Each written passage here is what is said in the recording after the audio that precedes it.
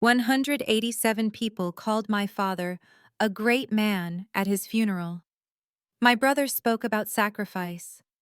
My sister spoke about unconditional love. The pastor spoke about legacy. And I sat in the fifth row, the only daughter whose name appeared in his will with the words, "She does not belong to this family in any sense."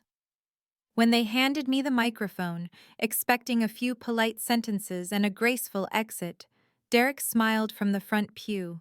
Monica squeezed her husband's hand, confident I wouldn't dare. They didn't know about the letter. My name is Gabrielle Abbott. I'm 34 years old, and this is the story of the day I placed the truth on my father's casket. If you're watching this, please subscribe and let me know where you're watching from. The Abbott family looked perfect from the outside. My father, Richard Abbott, built a real estate law practice from nothing and turned it into a firm worth $2.3 million. Our house in Portland's West Hills had 4 bedrooms, a pool, and Sunday dinners that the neighbors probably envied through the hedges. But if you looked closer at those Sunday dinners, you'd notice something. The dining table seated 8. My father sat at the head. My mother, Margaret, sat at his right. Derek, the golden firstborn, sat at his left. Monica, the princess, sat beside our mother. And me? I sat at the far end, near the kitchen door, where the draft came in during winter. I was 7 years old when I first asked why I couldn't sit closer to everyone else. "Because someone needs to help bring dishes from the kitchen," my mother said gently. And I believed her. I was 17 when I stopped believing. That was the year I earned a full scholarship to Reed College. 4 years of tuition covered, not a penny from my parents required. When I showed my father the acceptance letter, he glanced at it for exactly 3 seconds. "Good," he said. "That means we won't need to budget for your education." That same year, Derek got into Stanford. My father threw a party, 50 guests, catered food, a speech about the Abbott legacy continuing. I wasn't mentioned once. In every family photograph taken after 2005, you'll find 2 children standing beside Richard Abbott. Derek, tall and confident, and Monica, polished and poised. You'll have to look carefully to find me, usually at the edge of the frame, sometimes cut off entirely. I used to think it was accidental. It took me 28 years to understand it was a choice. The moment I truly understood my place in the Abbott family came in 2015. I was 24, fresh out of graduate school with a master's degree in clinical psychology. I had a business plan, a lease agreement for a small office space in Northeast Portland, and I needed $30,000 to get started. I asked my father for a loan. Not a gift, a loan with interest, with a repayment schedule, with everything in writing. He didn't even pretend to consider it. "Gabrielle, you should find stable employment instead of chasing something this impractical," he said, not looking up from his newspaper. "Psychology is a hobby, not a career." That same year, Derek received $180,000 from our father. No interest, no repayment terms, no questions asked, to open his own law office as a satellite of Abbott and Associates. Monica got married that December. Her wedding gift from our parents? A $320,000 condominium in the Pearl District, title transferred directly into her name. I did the math once. Total financial support Derek received from our father, approximately $500,000 over 10 years. Total financial support Monica received, roughly $400,000, including the condo. Total financial support I received, 0. I took out a bank loan. I worked nights at a crisis hotline to make the payments. 7 years later, my practice, Roots and Resilience Therapy, serves 340 regular clients and generates $285,000 in annual revenue. My father never once asked how the practice was doing, but he could tell you, down to the decimal, how many contracts Derek closed each quarter. Some children are investments, others are afterthoughts. I learned which one I was. My mother died on March 15, 2018. Pancreatic cancer. 6 months from diagnosis to the end. I was the one who took a leave of absence from my practice to care for her. I was the one who held her hand during chemotherapy, who cleaned up after the nausea, who slept in the hospital chair when she was too afraid to be alone at night. Derek visited twice. He was too busy with casework. Monica came once, stayed for 40 minutes, and left because hospitals made her anxious. My father came every day, but only during visiting hours. Never overnight, never when the real work needed to be done. He played the devoted husband in front of the nurses, then went home to sleep in his own bed while I listened to my mother's breathing grow weaker. At her funeral, my father gave the eulogy. Margaret loved her family more than anything, he said, his voice cracking with rehearsed grief. She was especially proud of Derek, who carries on the Abbott name with such distinction. He spoke for 11 minutes. He mentioned Derek 4 times, Monica twice. My name was not spoken once. After the service, I confronted him, quietly in the hallway outside the reception hall, away from the guests. "Why didn't you mention me?" I asked. "I was with her every day. I was there when she—" He cut me off. "You always make everything about you, Gabrielle. That's why your mother had to apologize for you constantly." Those were the last words my father spoke to me in person. 5 years of silence, and one letter that would change everything. On November 7th, 2020, after 2 years of therapy and countless sleepless nights, I finally wrote the letter I'd been composing in my head since I was 17 years old. 4 pages, single-spaced, 7 specific incidents documented with dates, conversations, and financial figures. I didn't write it to hurt him. I wrote it because I needed him to know that I remembered, that someone was keeping track, that the truth existed somewhere outside his carefully constructed narrative. I addressed it to Richard Abbott, sealed it in a manila envelope, and took it to the post office myself. I sent it via USPS certified mail. Tracking number 7019-1640-0001-2345-6789. Because my therapist had taught me something valuable. With this family, you document everything. The Postal Service confirmed delivery on November 12, 2020.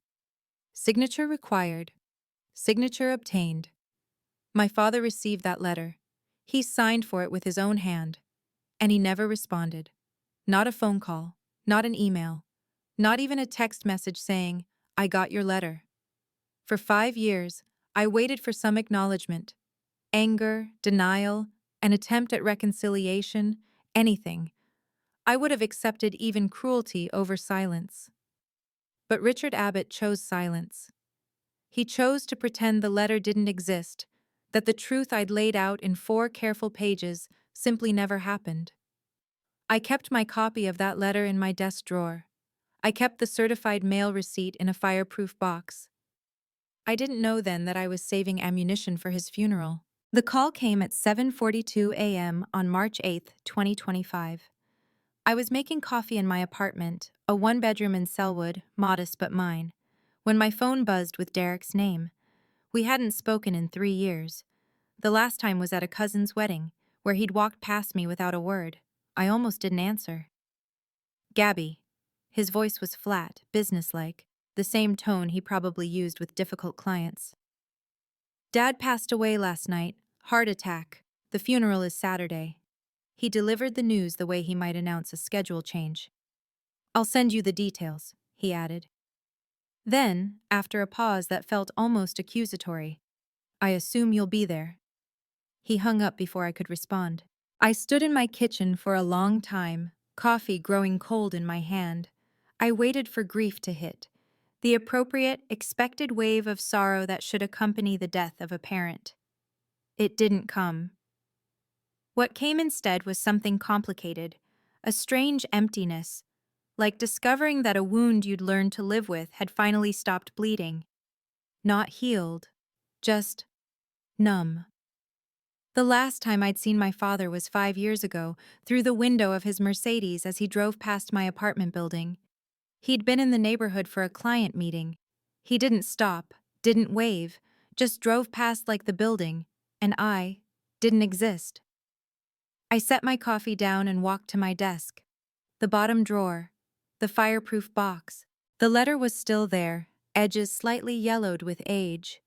The certified mail receipt, tucked behind it, still bore the date, November 12, 2020. My father was dead, and I had a decision to make. The will reading took place on March 10, 2025, at the offices of Harrison and Cole LLP, my father's estate attorneys for 30 years.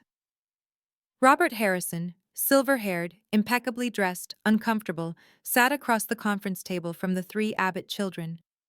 Derek had arrived first, naturally, already reviewing documents. Monica sat beside her husband Gregory, dabbing at her eyes with a tissue she'd brought from home, prepared for the performance. I sat at the end of the table. Some habits don't change. Richard Abbott's estate is valued at approximately $4.7 million, Mr. Harrison began, reading from a leather-bound folder.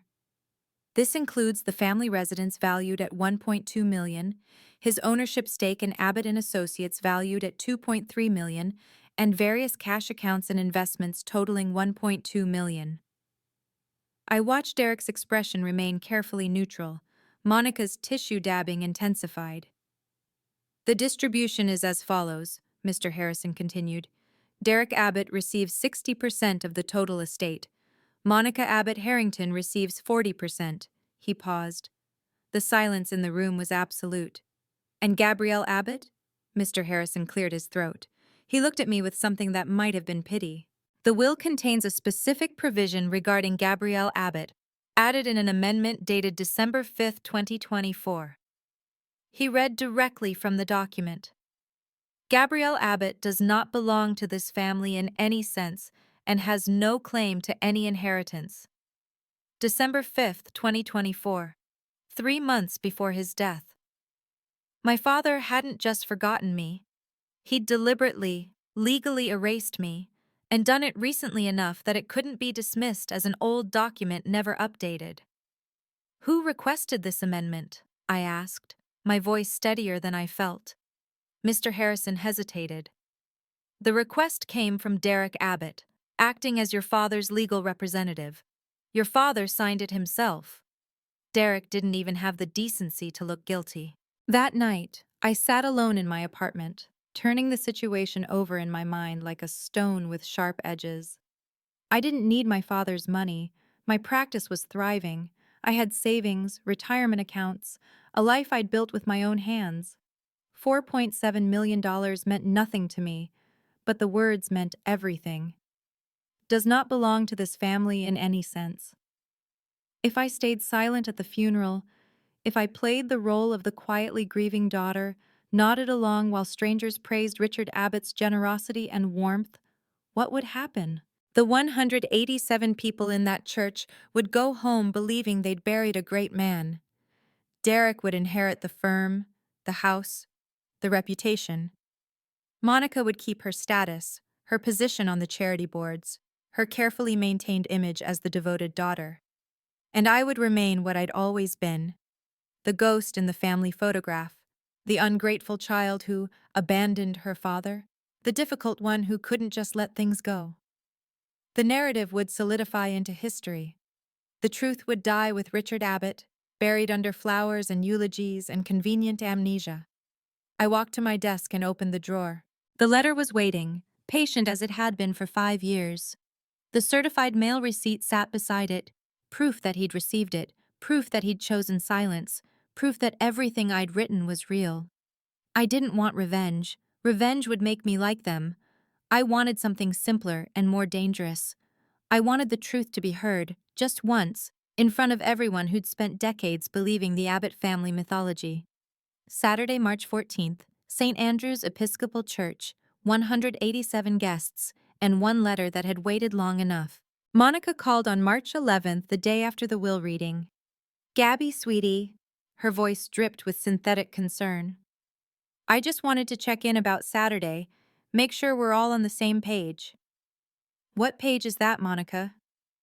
"You know," a delicate pause, "keeping things appropriate, dignified. Daddy would have wanted the service to be elegant." "Daddy," I repeated, letting the word hang in the air between us. Monica had never called him that when he was alive. "I just mean..." She shifted tactics, her tone hardening beneath the sweetness. Don't make a scene like you did at Mom's funeral. The crying, the dramatics, it made everyone uncomfortable. At Mom's funeral, I was the only one who cried.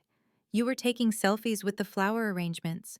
That's exactly what I'm talking about. Her voice went cold. This is why Daddy didn't want you in the will. You're always too much, always making everything about yourself. I let the silence stretch. Monica, I finally said, you don't need to worry about me making things about myself. I'm going to talk about Dad, about the things he taught me. She exhaled, relieved. Good. That's all we're asking. Just keep it short, sweet. And then maybe you can slip out during the reception. You know how overwhelming these things can be for you.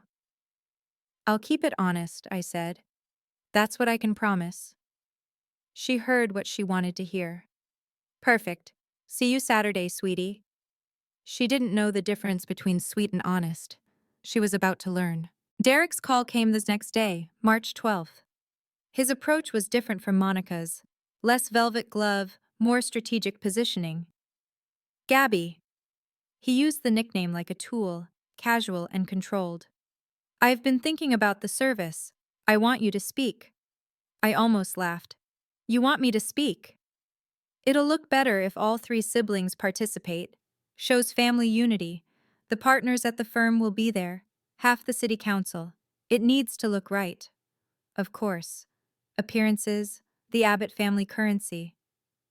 What would you like me to say, Derek? Just the standard things. What Dad meant to you. How much he taught us. Keep it short. 3, maybe 4 minutes.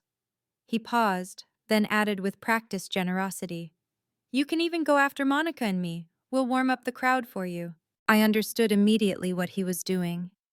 By placing me last, he could frame any emotional reaction I had as grief, not grievance. If I cried, it would look like mourning. If I was brief, it would look like I was too overcome to speak. Either way, the narrative stayed intact. He was so certain he knew the script. All right, Derek, I said. I'll talk about what Dad taught me. Great. I could hear the satisfaction in his voice. Keep it dignified, Gabby. This is Dad's moment. I understand perfectly.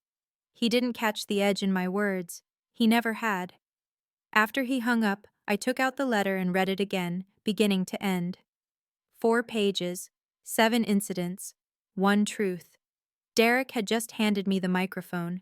The call I wasn't expecting came that same afternoon. Gabrielle? The voice was warm, familiar, tinged with age. It's Eleanor. Eleanor Simmons. Eleanor had been my mother's best friend for 40 years. They'd met in college, raised children on parallel timelines, shared secrets that neither husband ever knew. After my mother's death, Eleanor had sent me a card every year on my birthday, the only Abbott-adjacent person who remembered. I heard about your father, she said, and I heard other things about the will. Portland was smaller than people thought. News traveled. Eleanor, let me finish, sweetheart. Her voice was gentle but firm. Your mother told me everything. About how Richard treated you. About the money he gave your brother and sister. About the letter you wrote in 2020. I held my breath. Margaret loved you more than you know, Gabrielle. She just couldn't say it in front of him. She was too afraid of what he'd do, how he'd retaliate. She spent her whole marriage keeping peace at the cost of... Eleanor paused. Well, at a cost. Why are you telling me this now? Because your mother is gone. Your father is gone.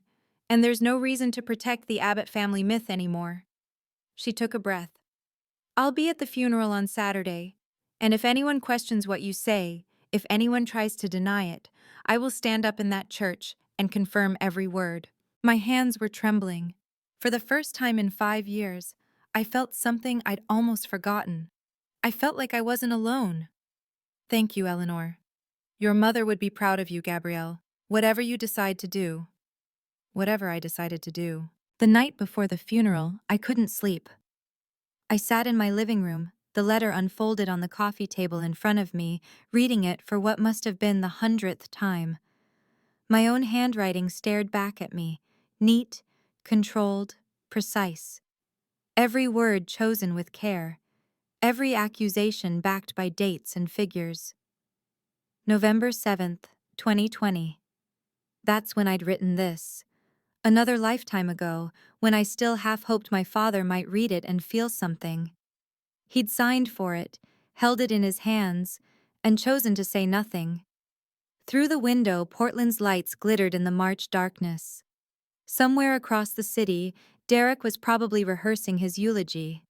Monica was probably selecting her jewelry, understated but expensive, grief-appropriate, and in 12 hours, 187 people would gather at St. Andrew's Episcopal Church to celebrate the life of Richard Abbott.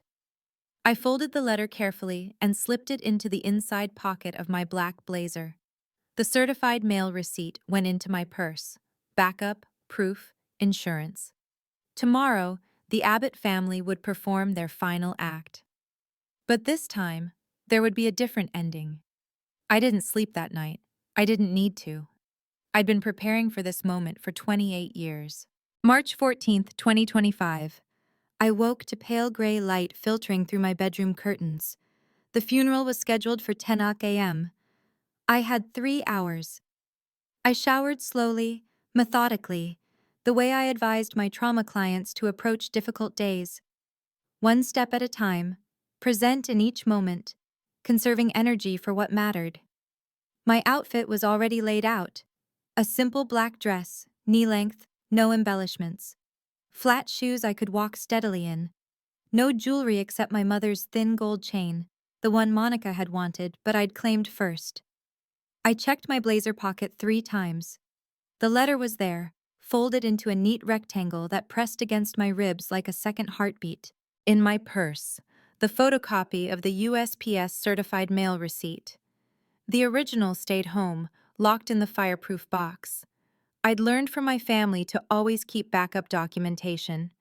At 9:15, I got in my car and began the 25-minute drive to St. Andrew's Episcopal Church. The parking lot was already filling when I arrived. Mercedes, BMWs, a few Teslas, the vehicles of Portland's professional class, people who'd built careers alongside Richard Abbott, who'd admired his certainty and envied his success. I sat in my car for a full minute, watching them stream toward the church entrance. Well-dressed, solemn-faced, performing the rituals of respectable grief. None of them knew what they were about to witness. I touched the letter through my blazer one more time. 4 pages, 7 incidents, 28 years of truth. Then I stepped out of the car and walked toward the church. This was not just a funeral. This was an ending and a beginning. St. Andrew's Episcopal Church was everything Richard Abbott would have wanted. Gothic arches, stained glass windows filtering colored light across polished wooden pews, an air of old money permanence. The kind of place where important people gathered to be seen grieving appropriately. I counted heads as I entered. 187 people, maybe more. Lawyers in dark suits, real estate developers in cashmere, 3 members of the county council near the front, various society figures whose names I'd heard at dinner parties I was never fully included in. The Abbott family had reserved the first 2 rows. Derek sat at the absolute front with his wife Catherine and their 2 children already positioned as the patriarch in waiting. Monica was beside them with Gregory, wearing pearls that I recognized as my mother's. The set I'd assumed was lost. I looked for my seat. It was in the 5th row, behind Richard Abbott's former law partners, behind his golf buddies, behind people who probably couldn't tell you my first name. Derek caught my eye as I walked down the aisle. He smiled, the controlled, confident smile of a man who believed he'd scripted every moment of this day. Monica glanced at me, then away, as if my presence were slightly distasteful but ultimately manageable. I sat down in my assigned place. The pew was hard and cold. Pastor William Crawford stood at the front, hands folded, waiting for the clock to strike 10. Behind him, the casket gleamed under soft light, closed, polished mahogany, draped with white lilies. Around me, murmured conversations about Richard's legacy, his generosity, his impact on the community. 5 rows back, 13 feet from my own father's body. Even in death, I was kept at the edge of the family photograph. At 9:55, the church doors opened one more time. Eleanor Simmons walked in with quiet dignity. 70 years old, silver-haired, dressed in understated navy blue. She moved with the careful grace of someone who'd spent decades navigating social spaces without making waves. She scanned the pews. Her eyes found mine, and she nodded. A small, deliberate gesture that no one else would have noticed. Then she sat down in the 4th row, directly in front of me, close enough to hear every word. I saw Derek notice her arrival. His expression flickered, just for a moment, with something like unease. Eleanor Simmons had been Margaret Abbott's closest confidant. If anyone outside the family knew the truth about the Abbott marriage, it was her. But Derek was confident in his preparation, his control over the narrative. One elderly woman wasn't going to disrupt his carefully orchestrated farewell. He didn't know about the phone call. He didn't know Eleanor had already chosen her side. As the organ began to play the opening hymn, Eleanor turned slightly in her seat and spoke softly, just loud enough for me to hear. "I'm here, sweetheart. Whatever happens." My throat tightened. I'd spent so many years feeling like the only person who remembered the truth, carrying it alone, doubting myself, wondering if I'd imagined or exaggerated the patterns I'd lived through. But Eleanor remembered too. Eleanor had watched from outside the frame, and she'd seen everything. The music swelled. Pastor Crawford stepped to the podium. The service was about to begin, and I was no longer alone. Before I tell you what happened when I stepped up to that microphone, I need to ask you something. If you were in my position, sitting in the 5th row at your own father's funeral, knowing you'd been erased from his will, holding a letter that could expose decades of lies, would you speak the truth? Or would you stay silent to keep the peace? I really want to know. Drop a comment and tell me what you would do, and if you haven't subscribed yet, now's a good time. Because what happens next changed everything. Derek was the first to speak. He walked to the podium with the measured confidence of a man who'd spent his entire life being told he belonged there. His suit was impeccable, his hair perfectly styled, his expression a careful balance of sorrow and strength. "My father," he began, "was a man of principle." I watched the congregation nod along, lawyers, business people, community leaders, all reflecting back at Derek the image he was projecting. He taught me about loyalty, about responsibility, about what it means to put family first, even when it's difficult. Family first.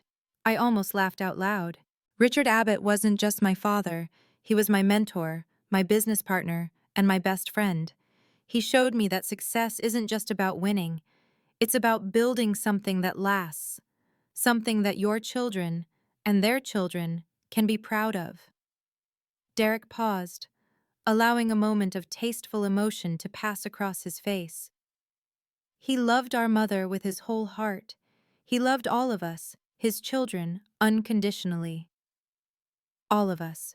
The words were technically inclusive, but in 11 minutes of speaking, Derek would mention his own name and accomplishments 6 times. He would reference Monica twice. He would not say Gabrielle once. "Dad, wherever you are, I want you to know. I'll carry on your legacy, I'll protect what you built, and I'll make you proud." The congregation applauded softly as Derek returned to his seat. I sat in the 5th row, letter pressed against my heart, and counted the omissions. Derek had spoken about family, legacy, unconditional love. He'd given a eulogy for a father who didn't exist. Now it was Monica's turn to continue the myth. Monica approached the podium with a tissue already in hand, prepared for the performance. "I'm sorry," she said, dabbing at her eyes before she'd even begun. "This is just so hard." The congregation made sympathetic sounds. Gregory nodded supportively from the front row. "Daddy taught me that family is everything." Her voice trembled with practiced vulnerability. "He taught me that blood is thicker than water, that the bonds we share can never truly be broken. Blood is thicker than water." I thought about the will, about the words "does not belong to this family in any sense," about the legal document that said my blood meant nothing. When I was growing up, Daddy was always there for me. He supported my dreams, celebrated my successes, picked me up when I fell. Monica smiled through her tears. The condo he gave me for my wedding wasn't just a gift. It was a symbol of his love, his way of saying he believed in my future. $320,000. That's what believing in her future cost. I got a bank loan and worked crisis hotline night shifts. I know Daddy wasn't perfect, Monica continued, and for a moment I thought she might actually say something real. But his heart was always in the right place.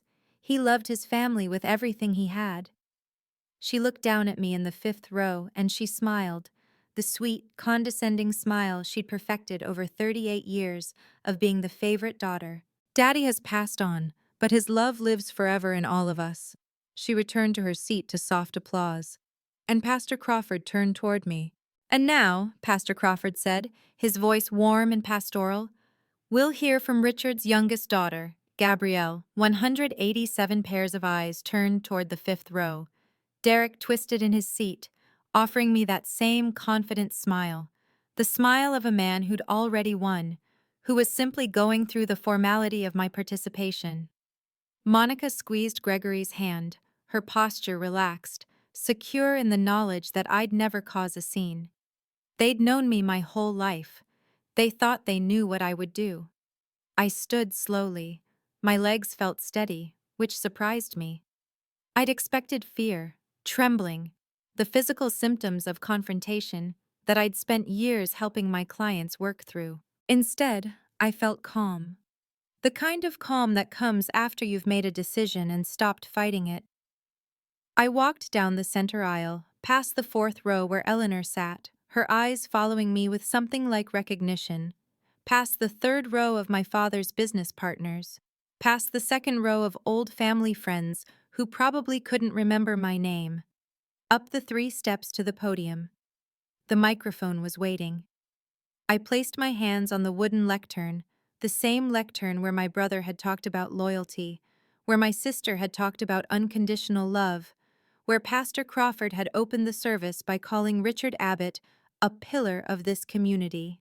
I looked out at the congregation, at Derek, whose smile was beginning to falter, at Monica, whose tissue was frozen mid-dab. I took one breath and I began. My father taught me many things. I let the words settle into the silence. The congregation relaxed slightly, a standard opening, nothing alarming. Derek's smile stabilized. I paused for exactly 5 seconds, long enough to become uncomfortable. He taught me that blood isn't thicker than water. Another pause. It's just easier to clean up. The first murmur rippled through the pews. Derek's smile vanished. He taught me that family is the one thing you can't choose. I kept my voice steady, measured, professional, the same tone I used with clients who needed to hear difficult truths. But you can leave. Monica stood up abruptly, her face flushed. Gregory grabbed her wrist and pulled her back down. She sat, but her eyes were wild. He taught me that love is conditional. I looked directly at my siblings, and I learned that lesson very, very well. The murmuring grew louder. Someone in the back whispered, "What is happening?" Pastor Crawford shifted uncomfortably but didn't intervene. This was a family matter, and he clearly had no idea how to handle it. Derek's voice cut through the noise. "Gabby, stop this right now." I ignored him. My father also taught me to document everything. I reached into my blazer pocket and withdrew the letter. 4 pages, slightly yellowed, edges soft from years in my desk drawer. Which is why I have this. The congregation went absolutely silent. Derek's face had gone pale. Monica looked like she might be sick, and I held up the letter so everyone could see it. Physical proof that this wasn't grief-induced rambling, wasn't hysteria, wasn't making things up the way my family had accused me of doing for 28 years. This is a letter I wrote to my father on November 7th, 2020. I unfolded the letter slowly, deliberately, giving the congregation time to understand what was happening. This was not a breakdown. This was not an outburst. This was documentation. I sent this letter via certified mail, USPS tracking number 7019-1640-001-2345-6789. I reached into my purse and withdrew the photocopy of the receipt, holding it up alongside the letter. The Postal Service confirms my father received it on November 12, 2020. He signed for it himself. From the fourth row, I heard Eleanor's voice, quiet, but clear enough for those nearby. That's true. I knew about the letter. Derek shot to his feet. This is completely inappropriate. Gabby, you need to stop. You've had 41 years to speak, Derek. My voice didn't waver.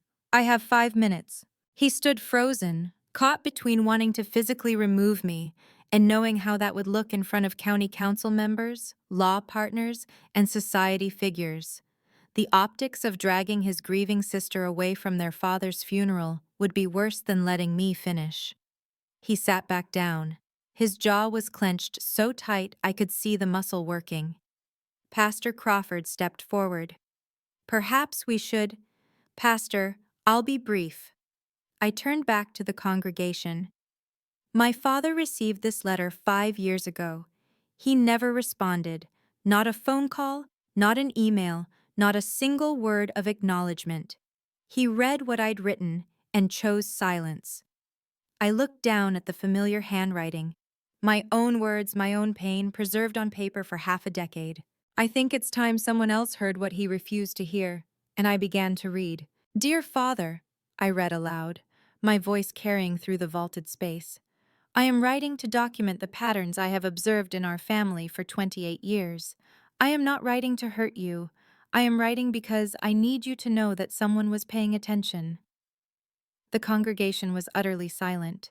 No coughing, no rustling, no whispered conversations. 187 people holding their breath. In 2015, I asked you for a $30,000 loan, not a gift, a loan with interest, to start my therapy practice. You refused. You called it impractical and a hobby. I looked up from the page. That same year, you gave Derek $180,000 to open his law office. No interest, no repayment terms, no questions asked. Derek's face was crimson. His wife, Catherine, was staring at him with an expression I couldn't quite read. Also in 2015, you gave Monica a condominium worth $320,000 as a wedding gift. The title was transferred directly into her name. Monica let out a small sound, something between a sob and a gasp. I did the math, Father. I kept reading. Total financial support you provided to Derek over 10 years, approximately $500,000. Total support to Monica, roughly $400,000. Total support to me, 0. I heard someone in the congregation say, "Oh my God." I continued. I took out a bank loan. I worked nights at a crisis hotline to make my payments. My practice now serves 340 regular clients and generates $285,000 in annual revenue. You never once asked how it was going. I paused, letting the numbers sink in. Specific, verifiable, undeniable. You never asked about my work, but you knew exactly how many contracts Derek closed each quarter. I turned the page, my hands steady. In 2008, when I was 17 years old, I told you that I felt alone in this family. Do you remember what you said? I looked up at the silent congregation. You said, "You always make everything about yourself. Don't blame other people because you don't know how to fit in." A woman in the third row, Linda Torres, one of my father's former paralegals, covered her mouth with her hand. In 2010, I graduated from Reed College with honors. You didn't attend. You said you had a meeting you couldn't reschedule. I found Derek's eyes. That same spring, Derek graduated from Stanford. You flew to California, stayed 3 nights in a hotel, and gave a speech at his graduation dinner about the Abbott legacy continuing. Derek looked away. He couldn't meet my gaze. In 2018, when Mom was dying of cancer, I took a leave of absence from my practice to care for her. For 6 months, I was there every day. Chemotherapy appointments, hospital stays, the nights when she was too afraid to be alone. My voice caught slightly, but I steadied it. Derek visited twice. He was too busy. Monica came once and left after 40 minutes because hospitals made her anxious. You came during visiting hours and went home to sleep in your own bed while I held Mom's hand at 3 a.m. Monica was openly crying now, but I knew it wasn't for the truth. It was for her image, crumbling in real time. At Mom's funeral, you gave an 11-minute eulogy. You mentioned Derek 4 times. You mentioned Monica twice. I paused. You never said my name. I heard a sharp intake of breath from Eleanor's direction. I was the one holding her when she died. But in your version, she died in Derek's legacy. I turned to the final page, my father's last lesson. After Mom's funeral, I asked you why you didn't mention me in your eulogy. You looked at me and said, I read directly from the letter. Because no one wanted to hear about you. The gasp that went through the congregation was audible. I saw Pastor Crawford's face go pale. Those were the last words you spoke to me in person, 5 years ago. You never called on my birthday, never called on Christmas, never called when I opened my practice, when I reached 100 clients, when I won the Oregon Psychological Association's Community Service Award in 2023. I folded the last page and looked directly at Derek. And 3 months before you died, you amended your will, December 5th, 2024. I kept my voice steady, factual. The amendment states, and I quote from the document I received at the will reading, Gabrielle Abbott does not belong to this family in any sense and has no claim to any inheritance. A murmur surged through the pews. I heard someone say, that can't be right. The amendment was requested by Derek Abbott, acting as your legal representative. Mr. Robert Harrison of Harrison & Cole can confirm this. Derek's face had gone from red to white. His carefully constructed composure was cracking. Catherine, his wife, was staring at him with something that looked very much like horror. You didn't just forget to include me in your will, Father. I held up the letter one final time. You deliberately erased me, and Derek made sure it happened. I looked at my brother. You didn't just inherit his money, you inherited his cruelty. The silence in the church was absolute, not even breathing. I folded the letter carefully, the same 4 pages that had waited in my desk drawer for 5 years, and stepped down from the podium. My footsteps echoed as I walked toward the casket. The mahogany gleamed under the soft light. The white lilies smelled sickly sweet. 187 people watched as I placed the letter on the polished lid, directly over where my father's folded hands would be. You never read this when you were alive, I said quietly. You can take it with you now. I turned to face Derek. You can keep the $4.7 million. I built my own life. I turned to Monica. You can keep Mom's pearls. I kept the years I spent holding her hand. Neither of them said a word. Neither of them could. I walked back up the center aisle, past the rows of stunned guests, past the county council members, past the business partners who'd spent decades admiring Richard Abbott's success. Eleanor caught my hand as I passed her pew and squeezed once, firmly. I didn't look back. The heavy oak doors of St. Andrew's Episcopal Church swung open, and I stepped out into the March sunlight. Behind me, I could hear the first chaotic sounds of voices rising, questions, accusations, explanations demanded. But that wasn't my concern anymore. I was done carrying their secrets. I was finally free. I heard the chaos erupt before the church doors fully closed behind me. Derek's voice, sharp and desperate. She's lying. She's always been unstable. Ask anyone. But I'd spent 34 years watching my brother command rooms. I knew his voice when he was confident, and I knew it when he was scrambling. This was scrambling. Through the heavy doors, I could hear fragments of the aftermath. A woman, Linda Torres, I thought, saying loudly, I worked with Richard for 15 years. I never even knew he had a third daughter. Someone else. Did you hear those numbers? 500,000 to the sun, nothing to her? Gregory's voice trying to calm Monica. Honey, breathe. We'll handle this.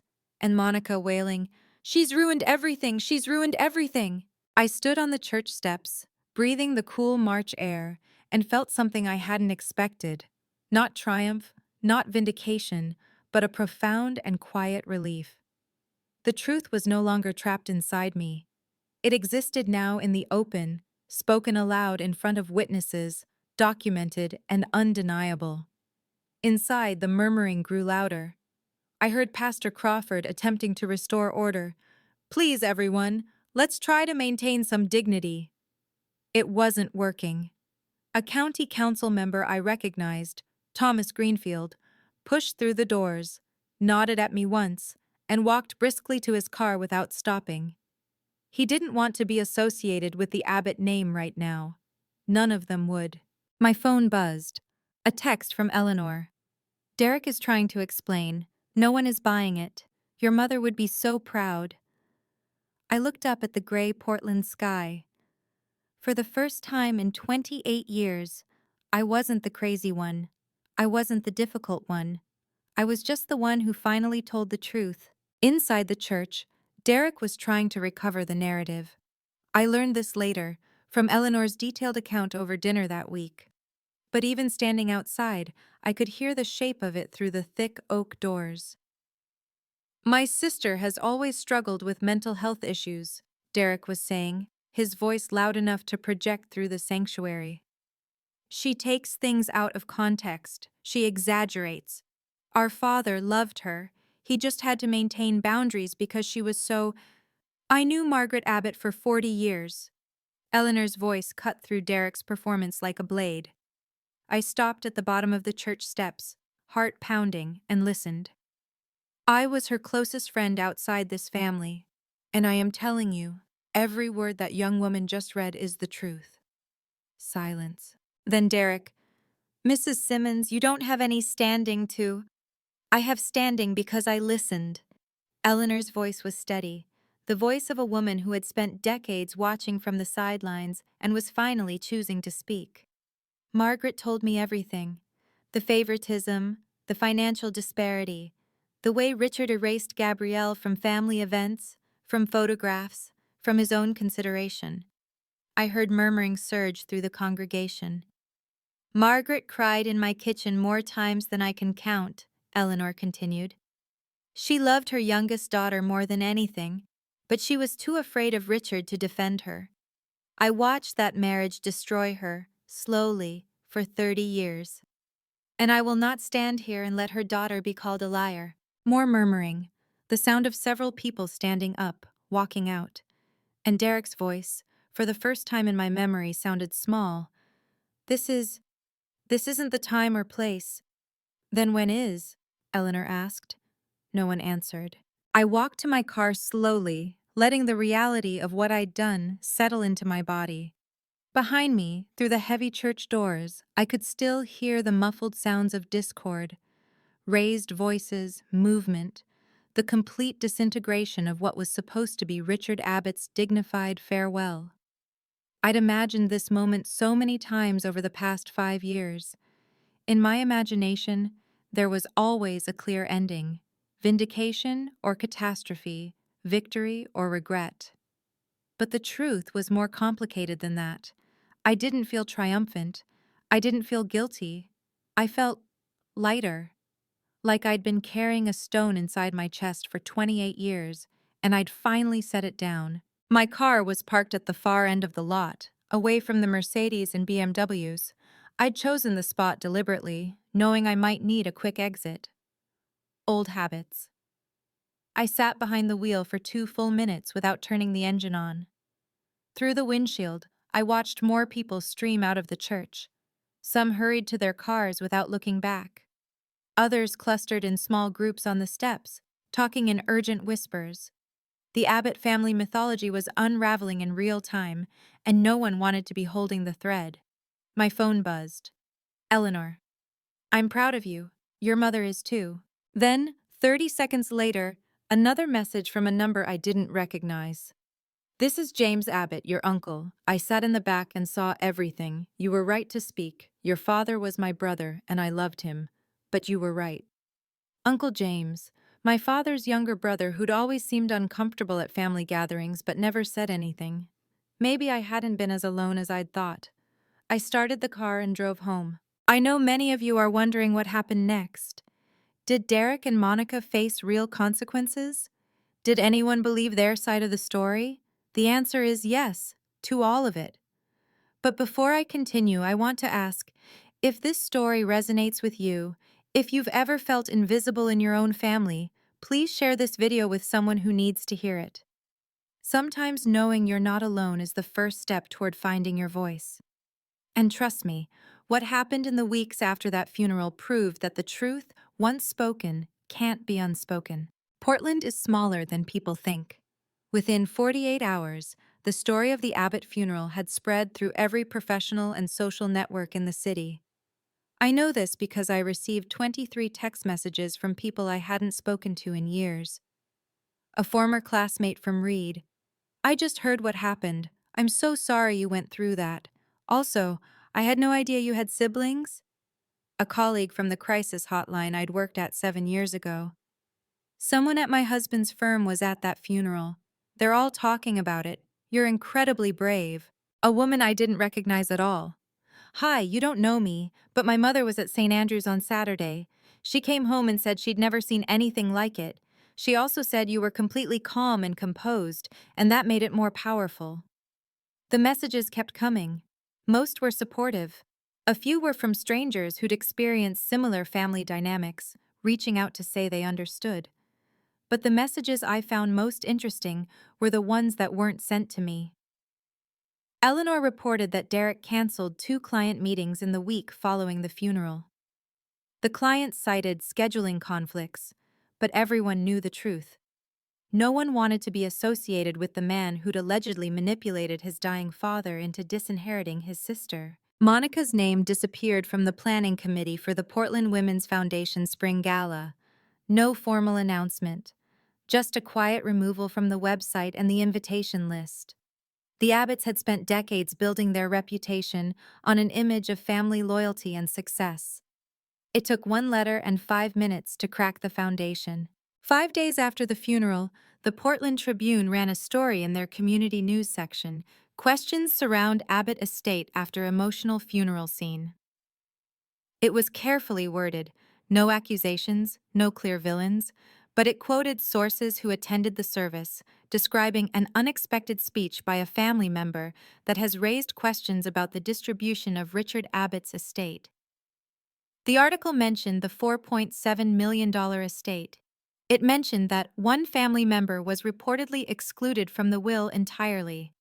It mentioned long-standing family tensions that became public in dramatic fashion. Derek called me the morning the article appeared. It was the first time we'd spoken since the funeral. "You're destroying our father's legacy," he said, his voice tight with barely controlled rage. "You're destroying our family." I didn't talk to the reporters, Derek. I didn't need to. I kept my voice even. 187 people were in that church. Any of them could have shared what they heard. "You planned this. You've been planning this for years." "No. I just stopped hiding. There's a difference. You'll regret this." His voice dropped, cold and threatening in a way I'd never heard from him.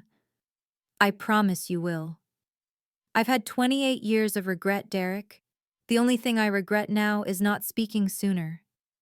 Silence on the line. "We could have settled this quietly," he finally said, "like a family." I almost laughed. "Derek, you wrote me out of the family 3 months before Dad died. You don't get to use that word anymore." I hung up. The article was saved to my fireproof box. More documentation. Old habits. 2 weeks after the funeral, the consequences found Derek. I learned about it through Eleanor, who had connections I didn't know existed. The Portland business community was smaller and more gossipy than its professional veneer suggested. First, the Chamber of Commerce. Derek had sat on their board for 6 years, inheriting the position from our father. An email went out to board members. In light of recent events and ongoing discussions, Mr. Abbott's seat will be reviewed at the April meeting. Translation: No one wanted to be photographed next to him at the annual gala. Second, a contract that should have been a formality. Westbrook Development, a firm that had worked with Abbott and Associates for 12 years, chose not to renew their annual retainer. The contract was worth approximately $150,000 per year. The official reason was strategic restructuring. The real reason was that Michael Westbrook's wife had been in the fifth pew at St. Andrews and came home asking her husband why he was paying a man who would do that to his own sister. Derek wasn't ruined. He still had the firm, the house, the inheritance. He still had his position, his education, his network.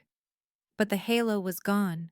For the first time in his life, people looked at Derek Abbott and saw something other than the golden son, the legitimate heir, the worthy successor.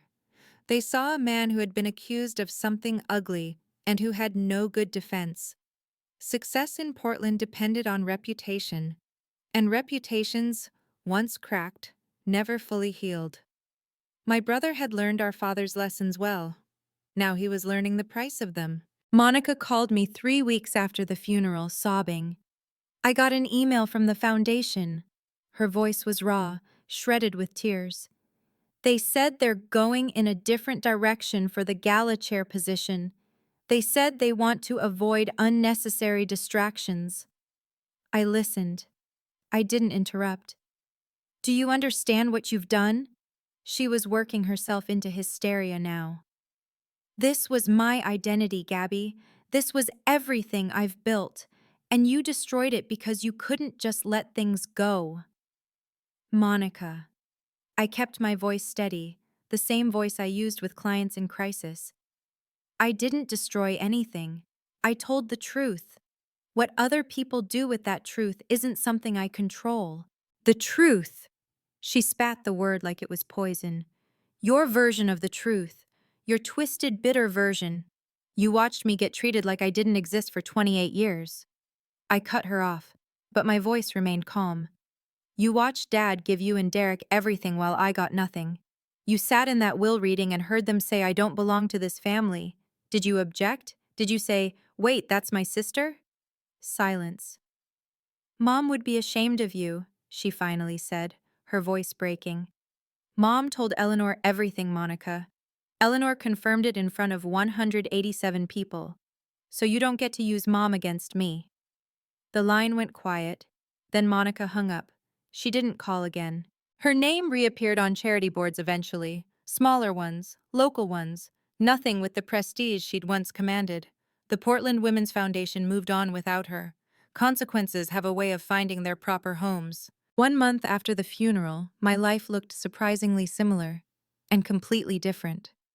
I still woke up at 6:30 a.m., still made coffee in my Selwood apartment, still drove to Roots and Resilience Therapy to meet with clients who trusted me to help them navigate their own family traumas.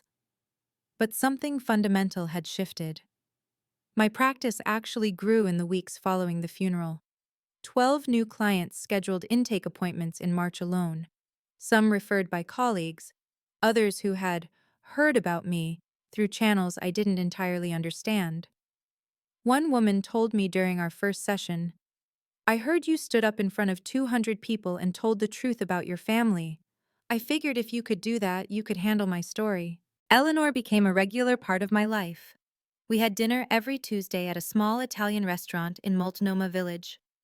She told me stories about my mother that I'd never heard, stories of the woman Margaret Abbott was before she became Richard Abbott's wife.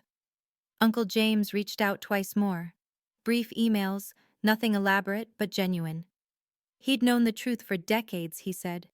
He just hadn't known what to do about it. He hoped it wasn't too late to be a family. Derek and Monica maintained their silence. I didn't reach out and they didn't either. The boundary had been drawn, not with anger, but with clarity. The strangest part was realizing I didn't miss them. I'd spent years wondering what reconciliation might look like, what it would take to earn their acceptance. Turns out, the acceptance I needed wasn't theirs.